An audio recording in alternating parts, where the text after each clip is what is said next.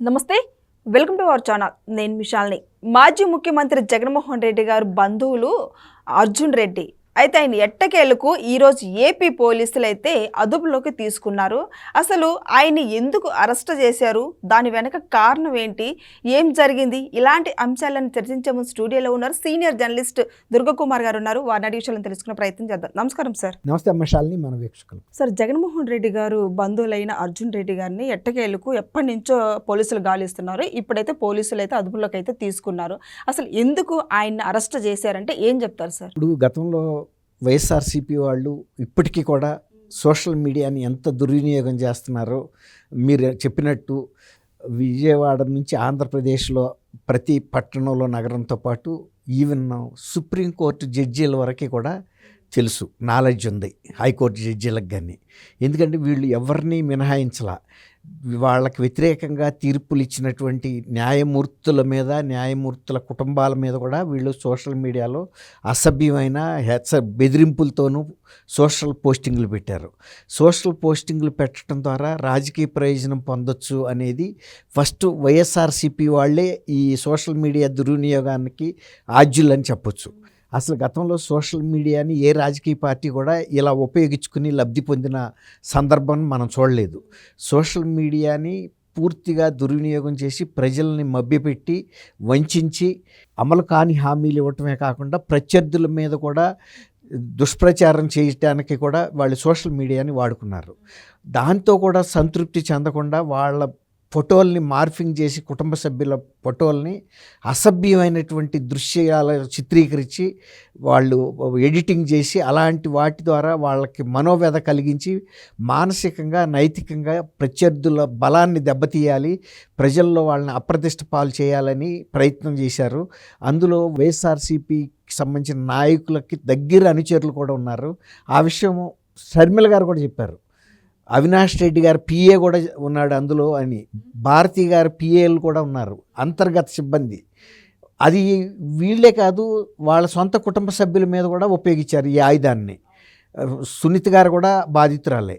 అట్లాంటి సందర్భంలో వీళ్ళు కొంత రిలీజ్ అవ్వటానికి ప్రభుత్వం టైం పట్టింది. అసలు దీని లోతు ఎంత జరిగింది, నష్టం ఎంత జరిగింది అని. అయితే ఈ అవకాశాన్ని ఉపయోగించుకుని దుర్వినియోగం చేసిన ఇతను అర్జున్ రెడ్డి అనే అతను కడప జిల్లా ప్రాంతానికి చెందిన వ్యక్తి. ఈయన మీద గుడివాడలో కంప్లైంట్ చేశారు. ఈయన ఎవరెవరి మీద చేశాడు? చంద్రబాబు నాయుడు గారి మీద, లోకేష్ గారి మీద, పవన్ కళ్యాణ్ గారి మీద బాగా టార్గెటెడ్గా చేశాడు, లక్ష్యంగా పెట్టుకుని. కుటుంబ సభ్యులను కూడా లక్ష్యంగా పెట్టుకుని కూడా చేశాడు.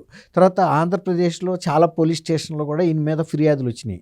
పోలీసులు ఇతన్ని అరెస్ట్ చేయడానికి ప్రయత్నించే లోపలే అతను నన్ను అరెస్ట్ చేస్తారని, ఇప్పుడు తప్పు చేసినాడు, ఇప్పుడు అలర్ట్గా ఉంటాడు, అప్రమత్తంగా ఉంటాడు. ఎందుకంటే వాళ్ళు ఏ తప్పు చేసి నా మీద ఏ పోలీస్ కేసు అవుతుందో అరెస్ట్ అవుతుందో అనే ఒక జాగ్రత్తతో అతను ముందు విదేశాలకు పారిపోయాడు. దాంతో పోలీసులు ఏం చేయాలో తెలియని పరిస్థితిలో లుకౌట్ నోటీసులు ఇస్తారు వాళ్ళు వరల్డ్ వైడ్గా. అంటే మరీ ముఖ్యంగా ఇంటర్నేషనల్ ఎయిర్పోర్ట్స్కి ఇస్తారు, సీ పోర్ట్లకు కూడా ఇస్తారు. ఒకసారి వీళ్ళు ఎయిర్పోర్ట్లో ఫ్లైట్లో రాకుండా సీ పోర్ట్ నౌకల్లో కూడా వచ్చే సందర్భం ఉంటుంది. అందుకని అంతర్జాతీయంగా ఉండే నౌకాశ్రమాలు, రెండోది ఎయిర్పోర్ట్లలోనూ.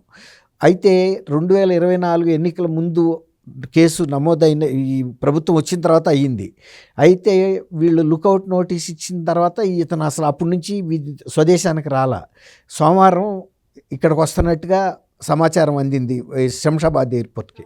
ఎప్పుడైనా విదేశాల నుంచి వచ్చే విమానాలకు సంబంధించిన ప్రయాణికులు వాళ్ళ పాస్పోర్ట్ నంబర్లకు సంబంధించింది ఒక 15 గంటలు 20 గంటల ముందుగానే అంతర్జాతీయ విమానాశ్రయాలకి అక్కడి నుంచి సమాచారం వస్తుంది, కంప్లీట్ లిస్ట్ వస్తుంది. ఏ ప్యాసింజర్ పేరు ఏంటి, అతను ఏ ఎయిర్పోర్ట్ నుంచి బయలుదేరి వస్తున్నాడు, తర్వాత అతనికి ఏ పాస్పోర్ట్ ఉంది, ఆ పాస్పోర్ట్ నంబర్ ఇండియన్ పాస్పోర్ట్ అయితే ఇండియన్ పాస్పోర్ట్ నంబర్ ఇస్తారు. అట్లా ఏ దేశానికి చెందిన వ్యక్తి ఇతను, సిటిజన్షిప్ ఉంది అనేది అన్నీ వస్తాయి. అప్పుడు ఈ లుకౌట్ నోటీస్ ఇచ్చినప్పుడు వీళ్ళ కంప్యూటర్లో ఫీడ్ చేసి ఉంచుకుంటారు లుకౌట్ నోటీసులకు సంబంధించిన ఈ పాస్పోర్ట్ నంబరు, సిటిజన్షిప్, పేరు, డీటెయిల్స్ అన్నీ. అట్లాగే వాళ్ళకి ఎప్పుడైతే ముందు సమాచారం అందిందో వాళ్ళు గుడివాడ పోలీసులు లుకౌట్ నోటీస్ ఇచ్చారనేది వాళ్ళ దగ్గర ఉంటుంది కాబట్టి గుడివాడ పోలీసులకి ఇన్ఫామ్ చేశారు. గుడివాడ పోలీసులు వస్తారని ఆయనకి తెలుసు, అర్జున్ రెడ్డి ఏం తక్కువవాడు కాదు.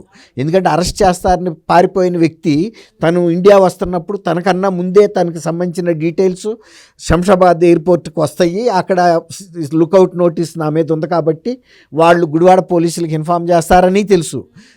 అంతకన్నా తెలివిగా అతను ఏం చేశాడంటే లాయర్లను కూడా తెప్పించుకున్నాడు. అతను ఎయిర్పోర్ట్లో దిగే టైంకి గుడివాడ పోలీసులు వచ్చే టైం తెలుసు కదా, ఫలానా ఫ్లైట్ ఏ టైంకి వస్తాయి. అప్పుడు వాళ్ళు ఇది 7 సంవత్సరాల లోపు శిక్ష పడే కేసెస్లో అరెస్ట్ చేయాల్సిన అవసరం లేదు. అరెస్ట్ చేయకుండానే నోటీస్ ఇచ్చి పోలీస్ స్టేషన్కి పిలిపించుకోవచ్చు. కాబట్టి మామూలుగా అయితే గుడివాడ పోలీసులు అతన్ని స్వాధీనం పరుచుకుని వెంటబెట్టుకుని గుడివాడ తీసుకెళ్ళి ఇంట్రాగేట్ చేద్దాం అనుకున్నారు. కానీ వీళ్ళ న్యాయవాదులు వచ్చిన తర్వాత మీరు అరెస్ట్ చేయడానికి వీల్లేదు, అతని మీద ఉన్న సెక్షన్స్ 7 సంవత్సరాల లోపు శిక్ష పడేదే కాబట్టి మీరు సిఆర్పిసి 41A ప్రకారం నోటీసులు ఇవ్వండి. ఆ నోటీసులు ఇచ్చి ఏ రోజు మీకు పోలీస్ స్టేషన్కి రమ్మంటారో పోలీస్ స్టేషన్కి వస్తాడన్నప్పుడు పోలీసులకు కూడా వేరే అవకాశం లేక ఆ మేరకి అక్కడే ఎయిర్పోర్ట్లో 41A నోటీసులు ఇచ్చి వాళ్ళు పలానా రోజు రమ్మన్నారు. వెళ్తాడు ఇతను. వెళ్ళిన తర్వాత ఇంట్రాగేట్ చేసిన తర్వాత అరెస్ట్ కూడా చేస్తారు. ఎందుకంటే ఇతను చేసినవి ఇప్పుడు మామూలు కేసెస్ కాదు, మహిళలకు సంబంధించి వాళ్ళ మీద అసభ్యమైనటువంటి వీడియోలు తయారు చేసి పెట్టడం అనేది తీవ్రమైన అంశమే. తర్వాత ఎన్ని పోలీస్ స్టేషన్లు అయితే ఉన్నాయో గతంలో మీకు గుర్తుందో లేదో, అతను గతంలో పోసాని కృష్ణమురళి మీద కూడా ఇలాంటి కేసులే చాలా నమోదైనవి. అప్పుడు కూడా వాళ్ళకి అతనికి ఇచ్చినటువంటి మెటీరియల్ అంతా కూడా సాక్షి టీవీ వాళ్ళు ఇచ్చారు. తర్వాత అతను మాట్లాడిన ప్రెస్ కాన్ఫరెన్స్లో అభ్యంతరకరమైన అంశాలు సాక్షి పేపర్ రాసి పంపింది. అది నాకు తెలియదు, అందుకని నేను ప్రెస్ కాన్ఫరెన్స్లో చదివానని చెప్పినా కూడా అతను ఎక్కడెక్కడైతే పోలీస్ కేసులు నమోదైనయో అన్ని పోలీస్ స్టేషన్లు ఆంధ్రప్రదేశ్ పర్యటన చేశాడు. అట్లాగే ఇప్పుడు ఇతను కూడా అర్జున్ రెడ్డి మీద ఎక్కడెక్కడైతే కేసెస్ ఉన్నాయో ఆయా పోలీస్ స్టేషన్ల వాళ్ళు తీసుకెళ్ళి ఈ నోటీసులు ఇచ్చి ఇంట్రాగేట్ చేస్తారు. అవసరమైతే అరెస్ట్ కూడా జరుగుతుంది. ఇప్పుడు ఒకసారి పోలీస్ కేసు ఇక్కడ నమోదైన తర్వాత ఇప్పుడు మళ్ళీ తను ఫారిన్ కంట్రీస్ వెళ్ళటం అంత ఈజీ కాదు. పాస్పోర్ట్లో క్రిమినల్ కేసెస్కి సంబంధించిన అంశాలు ఇక్కడ పెండింగ్లో ఉన్నప్పుడు విదేశీ పర్యటనలకు కూడా అది అడ్డమవుతుంది. అట్లాంటప్పుడు దానికి కూడా అతను సిద్ధపడే వచ్చి ఉంటాడు నేను అనుకోవటం. ఎందుకంటే ఇలాంటి క్రిమినల్ కేసెస్ ఇక్కడ పెండింగ్లో ఉండగా మళ్ళీ అతను అక్కడ కనుక వెళ్ళిపోతే ఇక్కడికి రాడు. కాబట్టి వీళ్ళు పోలీసులు కోర్టులో చెప్తారు, ఇది మన పాస్పోర్టు స్వాధీనం చేసుకోండి, ఈ కేసుకు సంబంధించిన ఇన్వెస్టిగేషన్ పూర్తి అవ్వాలి, మేము ఛార్జ్ షీట్లు ఫైల్ చేయాలి అని చెప్తారు. తర్వాత కేసు ఫైల్ అయిన తర్వాత కూడా ఆ కేసు తేలే వరకు ఇతనికి ఫారిన్ వెళ్ళటానికి అనుమతి ఇచ్చకూడదనో, లేకపోతే అనుమతి ఇచ్చినా కూడా ఎప్పుడు ఇక్కడ కేసు విచారణలు ఉంటే అప్పుడు రావాలనే ఒక కండిషన్స్ పెడతారు. అవసరమైతే ఒక్కోసారి కోర్టు కూడా పోలీసుల కోరిక మేరకి అభ్యర్థన మేరకి పాస్పోర్ట్ని కోర్టు స్వాధీనం చేసుకుంటుంది. అట్లాంటి సందర్భాలు కూడా ఉంటాయి. సార్, ఇప్పుడు సోషల్ మీడియాలో ఇలా ఫోటోలు మార్ఫింగ్ చేయడానికి ఆయనకి వెనక ఉన్న ప్రోత్బలం ఎవరంటే ఏం చెప్తారు సార్? అసలు వీళ్ళు బాగా ఆరితేరారమ్మా. వీళ్ళకి దీనికి సంబంధించిన టెక్నాలజీస్, స్టూడియోస్ ప్రత్యేకంగా ఉన్నాయి. అవి ఆ రోజుల్లో వాళ్ళు విజయవాడలోను, హైదరాబాద్లోను, ఈవెన్ ఢిల్లీలో కూడా పెట్టుకున్నారు. కొన్ని విదేశాల్లో కూడా ఉన్నాయని కూడా, లండన్ అలాంటి సాట, తర్వాత న్యూయార్క్, అమెరికాలో. ఎందుకంటే ఇప్పటికే న్యూయార్క్లో ఉండి కొంతమంది వ్యక్తులు, వైఎస్ఆర్సీపీకి సంబంధించిన వ్యక్తులు ఇప్పటికి కూడా అవాకులు చవాకులు తెలుగుదేశం నాయకుల మీద మాట్లాడుతూ మనం చూస్తున్నాం. అదేమంటే మేము అమెరికాలో ఉన్నాం కాబట్టి మీరు మమ్మల్ని ఏం చేయలేరు అనే విధంగా.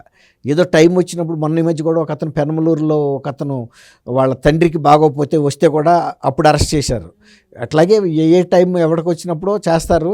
అవసరమైతే వీళ్ళు ఫారిన్ ఇల్లు కూడా అరెస్ట్ చేసి కూడా తీసుకొచ్చే అధికారం పోలీసులకు ఉంది. కాబట్టి శృతి మించితే రాగాన పడితే వెళ్ళి అమెరికాలో ఉన్న వ్యక్తులు కూడా తీసుకొచ్చే అధికారం లా హ్యాజ్ ఏ లాంగ్ ఆర్మ్ అంటారు.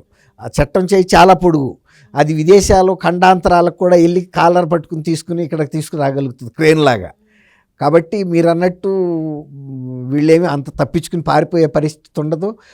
చట్టానికి దొరికే వరకే. ఒక్కసారి చట్టం దృష్టిలో పడిన తర్వాత చట్టం దృష్టి కూడా చాలా సూర్యకిరణాల్లాగా ఎక్కడికైనా దూసుకెళ్ళిపోగలుగుతుంది. Thank you sir. Thank you Shalini, మన వీక్షకులు.